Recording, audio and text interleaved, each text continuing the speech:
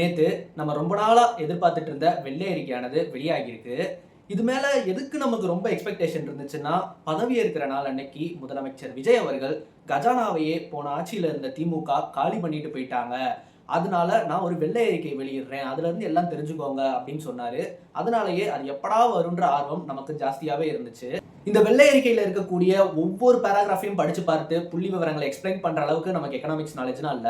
ஒரு common man point of வியூல போன ஆட்சியில வெளியிட்ட வெள்ளை அறிக்கைக்கும் இந்த ஆட்சியில வெளியிட்ட வெள்ளை அறிக்கைக்கும் இருக்கக்கூடிய வித்தியாசத்தை தான் நான் வந்து ஷேர் பண்றேன். இந்த அறிக்கை மூலமா நம்ம கவனிக்க வேண்டிய விஷயம் என்னன்னா, தமிழ்நாட்டோட கடன் கிட்டத்தட்ட 5 லட்சம் கோடி உயர்ந்திருக்கதா வந்து சொல்லப்படுது. ஆமா, இது நம்மளாலையும் போன வெள்ளை அறிக்கைக்கும் இந்த வெள்ளை அறிக்கைக்கும் டிஃபரன்ஷியேட் பண்ணும்போது வச்சு பார்க்க முடியுது. அதாவது கடந்த அதிமுக ஆட்சி காலத்தின் போது 5 லட்சம் கோடி கடன் வந்து தமிழ்நாட்டில் வந்து இருந்துச்சு. இப்போ 10 லட்சம் கோடி கடன் வந்து இருக்கு. அதுலேயும் டெப்ட் டு ஜிடிபி ரேஷியோ எவ்வளோ இருக்குன்னு பார்த்துக்கிட்டிங்கன்னா, அதிமுக ஆட்சியின் போது கிட்டத்தட்ட 21.8% இருக்கு. அதே மாதிரி இப்போ கிட்டத்தட்ட 28.7% வந்து உயர்ந்திருக்கதா வந்து சொல்றாங்க. இவங்க தங்களை தாங்களே சிம்பத்தி காட்டிக்கிறதுக்காக ஒரு விஷயத்தை பயங்கரமா மறைச்சிருக்காங்க. அதாவது போன திமுக ஆட்சியில வெளியிட்ட வெள்ளை அறிக்கையில அதிமுக ஆட்சி காலத்துல உற்பத்தி விகிதமானது கிட்டத்தட்ட 19 லட்சம் கோடி இருந்ததை வந்து குறிப்பிட்டிருந்தாங்க. ஆனா இவங்க திமுக ஆட்சியில உற்பத்தி விகிதம் எவ்வளவு இருந்துச்சுன்றதையே அவங்க காமிக்கவே இல்லை. ஆனா நம்ம நல்லா பார்க்கும்போது தான் தெரியுது, கிட்டத்தட்ட அதிமுக ஆட்சியில இருந்து டபுள் மடங்கு 35 லட்சம் கோடி உற்பத்தி விகிதமானது இங்க உயர்ந்திருக்கு. இந்தியாவிலேயே பொருளாதாரத்துல 2வது பெரிய மாநிலமா இருக்கு தமிழ்நாடு. இந்த உற்பத்தி விகிதத்தை அவ்வளோ ஈஸியாலாம் கால்குலேட் பண்ணிட மாட்டாங்க. ஒரு மாநிலத்தோட தொழில்துறை வளர்ச்சி எந்த அளவுக்கு முன்னேறி இருக்கு, ஒரு மாநிலத்தோட உட்கட்டமைப்பு எந்த அளவுக்கு முன்னேறி இருக்குன்றதை வச்சு தான் இதை கால்குலேட் பண்ணி இதை அஃபிஷியலாக வந்து வெளியிடுவாங்க.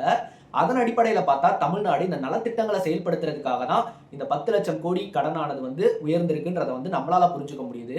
அதே சமயம் இன்னைக்கு நம்மளோட கடன் வாங்கியிருக்க வீதம் பார்த்துக்கிட்டிங்கன்னா அதோட வரம்பு விகிதத்தை காட்டிலும் ரொம்பவே கம்மி தான். 30% காட்டிலும் கம்மியாக தான் கடன் வாங்கியிருக்கோம். இன்னைக்கு நம்ம ஜிஎஸ்டிபியை பார்த்தா இன்னமும் நம்மளோட வளர்ச்சிக்கான கடனை வந்து வாங்கலான்ற மாதிரியான நிலையில தான் வந்து இருக்கு. இதில் நம்ம முக்கியமாக நோட் பண்ண வேண்டிய விஷயம் என்னன்னா, தற்போதைய நிதியமைச்சரானவர் ஒன்றிய அரசின் நிதி பகிர்வை பற்றி வாயே திறக்கல. நம்ம எல்லாத்துக்குமே நல்லா தெரியும், கடந்த ஆட்சியில 8% ஒன்றிய அரசோட நிதி பகிர்வானது 4% குறைக்கப்பட்டு தான் தமிழ்நாட்டுக்கு வந்து வழங்கப்பட்டுச்சு. அப்படி சரியான முறையில அந்த நிதி பகிர்வுன்றது கொடுக்கப்பட்டிருந்தா இந்த அளவுக்கான கடன் தொகை வந்து வந்திருக்காதுன்றது தான் என்னோட பார்வையா வந்து இருக்கு. இந்த அறிக்கையின் மூலமா நமக்கு தெரிய வர விஷயம் என்னன்னா, விஜய் அவர்கள் தேர்தல் வாக்குறுதியா கொடுத்த பல விஷயங்கள் செயல்படுத்தப்படுமா அப்படின்ற கேள்வி வந்து நமக்குள்ள எழுது. அதே மாதிரி இன்னைக்கு இந்த துறையில எல்லாம் இவ்வளவு கடன் இருக்கு அப்படின்னு காமிக்கிறதன் மூலமா கூடிய விரைவில் பஸ் டிக்கெட்டு, இபி பில் எல்லாம் விலையேறதுக்கான அதிக வாய்ப்புகள் இருக்கு.